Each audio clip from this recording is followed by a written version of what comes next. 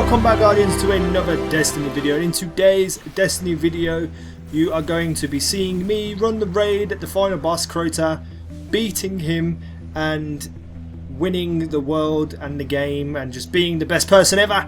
So me and DPJ and a couple of our friends and Rage Pumpkin, as you know, Tiny Tangerine, we've been trying to beat Crota with another couple of our friends since literally the first time we went into the raid, which was about 3 or 4 days ago. Whenever it, like the day after it came out, I can't remember, my brain's hurting. So we tried literally for 5-6 hours a day, probably even more than that, running it over and over again, trying different tactics and just messing up and doing it wrong, not even getting to hit Crota. So, you know, we were just getting frustrated and annoyed. We were arguing with each other. Everyone was getting angry. People just couldn't be bothered. And it literally got to the point where I just was like, I'm not doing this anymore. I cannot be bothered. And then we met Doug. Doug117. And also a couple of other mates, Combi and the Gibnus, I believe his name was. Well, I don't know if they're all mates, but we all got into a group together. Now, Doug117... I love him so much. He just seemed to know what to do, and he explained it. I mean, he was doing what we already done. He was just clearer, and he knew how to use the sword. That was the big deal. We never had anyone before who actually knew what to do with the sword properly. And it took us maybe less than an hour, but when we got to this run, it took us about 6 minutes, if that, to actually beat Crota. It was a perfect run. It was phenomenal. You're going to see me on night duty, so I'm using my fully upgraded maxed out icebreaker, the new version of it, taking out all the knights, and we finally beat him. And I just can't believe it. I'm so happy. I don't even care about the rewards that I got. All I cared about was literally finishing the raid, because I just could not take it anymore. It was making me cry. It was just so... just thinking back now, it's just horrible to even think about it. So what I got from the raid was the cryptographic shader, the orangey peachy shader, the Crota's End emblem, because you get an emblem for beating Crota. I got 3 radiant shards, and the Hunger of Crota rocket launcher, which you will see on my channel in a separate video. It's a beast. It's basically the new Galahorn. It tracks people, and it has the cluster bomb ability. And it just looks like a tank, so that'll be on my channel soon, so don't worry about that. The shader, in my opinion, isn't that good. It's not that great. I don't like it at all. I think it's really crap for a raid shader. I mean, the Chatter White one was badass, but this one I just don't like it at all. Maybe it'll grow on me if I wear the right armor, but nah, just something not right with it. I think they could have done a lot better. The things that I liked and disliked in the raid, I liked the fact that it was challenging, and I also disliked the fact that it was challenging. I didn't want just a walkthrough of, you know, start to finish and killing everything and winning, but I didn't want to have to sit on Crota for 3 days straight. It was ridiculous, and the amount of glitches that happened during that fight, where he just automatically gets his shield back, or he jumps off the edge, hits people from miles away. I don't know if that's intended, but it just seems ridiculous, the range he has.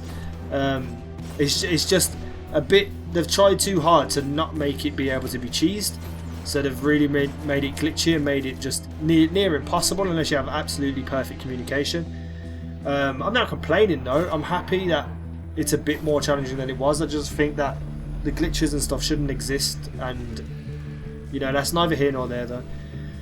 So the tactics side of it is definitely an improvement, because Atheon was just literally boring, mind-numbingly boring, and when they threw it in where everyone was random, it was just ridiculous, because you couldn't have tactics because it was random.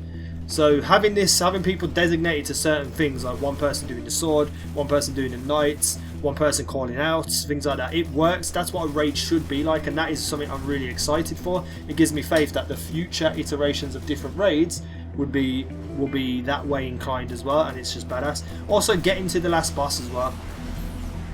You start off in a room where there's loads of frowns hitting you, and you've got to run from light source to light source, and you have this debuff on you which slows you down and stops you being able to jump.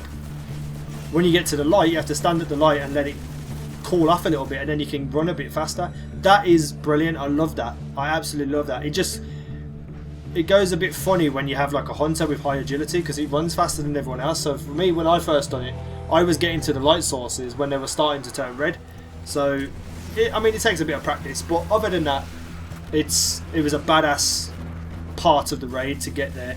And then you have to, when you get to the end of the dark room, you have like a big pad that you stand on, and it builds a bridge behind you, and you've got to keep fighting off the fella as you go. And that is really, really cool. I really love that. It's so exciting. It's so intense. Absolutely badass.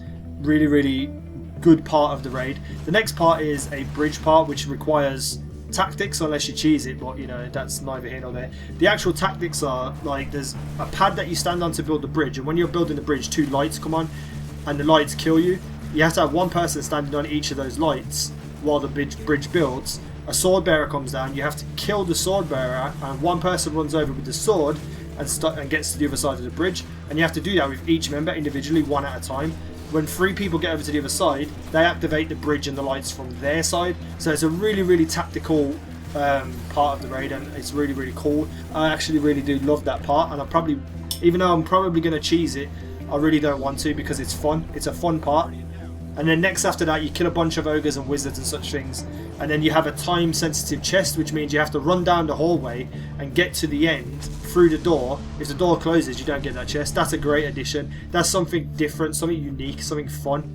And then after that, you go down in towards the last area where Crota is, but first you have to fight a wizard called Ironside, or Ironside, I can't pronounce it. While this fight is good, it really annoys me that you don't actually get any reward from it. I don't know whether it's a bug or whether it's intended, but you don't actually get anything from it. So all in all, out of a mark of 10, I'd give this raid 7.5 out of 10. Tactically, fun, it's up there, but the frustration levels are just ridiculous, absolutely ridiculous. And with the glitches that are there on the last boss Crota, it makes it really, really disheartening. But when you do it, and when you do complete it, you feel amazing. So all round good raid. I'm really, really impressed with it. I wish I could have got more than one weapon, to be honest, and like I said, that last boss previous to Crota should drop something in my opinion. But I'm happy. I'm just happy with completing it, getting it done for the first time, because after that first time I think it's like a psychological block. You then can just carry on and keep doing it. So anyway, that's me done for today. That's my thoughts on the raid. That's what I got from the raid for the first time I completed it.